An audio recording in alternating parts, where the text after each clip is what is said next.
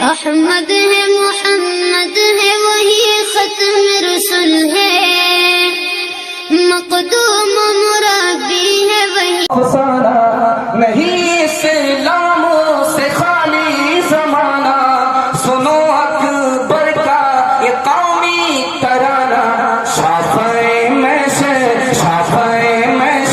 تو عالم کے سرور نعرہ تکبیر اللہ اکبر۔ بہت پیارا نمونہ بڑی تیزی کے ساتھ لے کر کے آ رہا ہوں، اس کو دھیان سے سنیے، اس کے بعد میں بتاؤں گا ہم اپنے نبی کو کیوں مانتے ہیں اور ہم اپنے نبی کی سنت کو قبول کیوں نہیں کرتے ہیں۔ اس کو سننے کے لیے تیار نہیں؟ ہاتھ اٹھائیے انشاءاللہ۔ دیکھیے تیار نہیں ہے، ہاتھ اٹھا دیا، کتنا رائٹ گیا اور کتنا رونگ گیا۔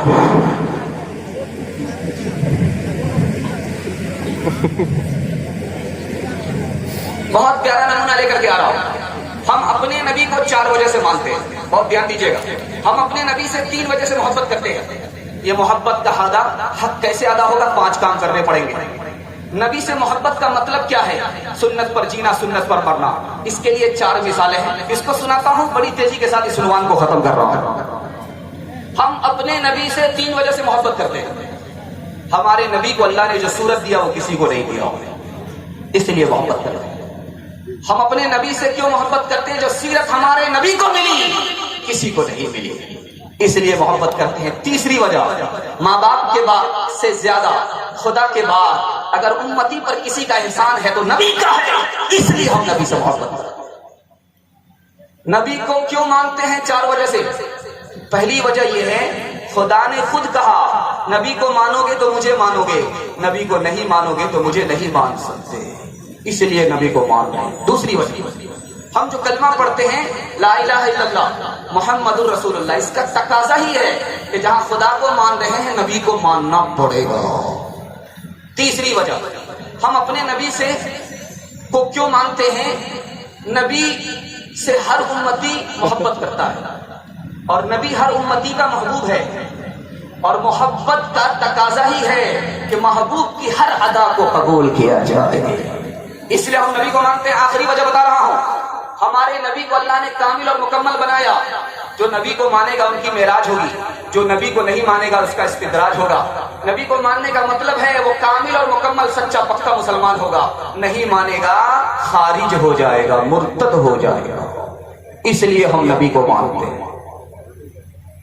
نبی کا احسان کیسے ادا ہوگا؟ صرف 5 کام کرنے پڑیں گے انشاءاللہ۔ ارادہ کر لیجئے، خدا کا فیصلہ آئے گا، ہم سب کو ان 5 کام پر اللہ کڑا فرمائے گا۔ ہاتھ اٹھا دیجئے انشاءاللہ۔ صرف 5 کام۔ پہلا کام، دل سے نبی پر ایمان لانا ہے۔ دوسرا کام، دل و جان سے نبی کی اطاعت کرنی ہے۔ تیسرا کام، نبی کے دین کی مدد کرنی ہے۔ چوتھا کام، نبی کی عزت کرنی ہے۔ آخری کام، دل و جان سے نبی سے محبت کرنی ہے۔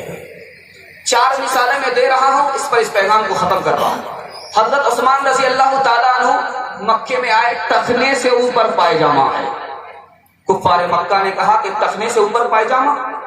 کیا مدینے سے واپس آئے ٹخنے سے اوپر پائجامہ؟ تو کہا یہ میرے نبی کی سنت ہے۔ کہا پائجامہ نیچے کرو، کہا جان تو جا سکتی ہے، پائجامہ نیچے نہیں آ سکتا۔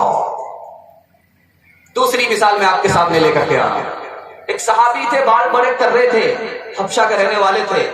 انہوں نے نبی کے سر کو دیکھا تھا، بیچ میں مانگ نکالتے تھے، دائیں طرف کے بال دائیں طرف، بائیں طرف کے بال بائیں طرف۔ انہوں نے آئینہ لیا، محنت کرنے لگے، مانگ نکالنے لگے، مانگ نہیں نکلی، پسینہ چھوٹ گیا۔ بیوی نے آ کر کے کوسنا شروع کیا، کون سے کام میں بیٹھے ہو؟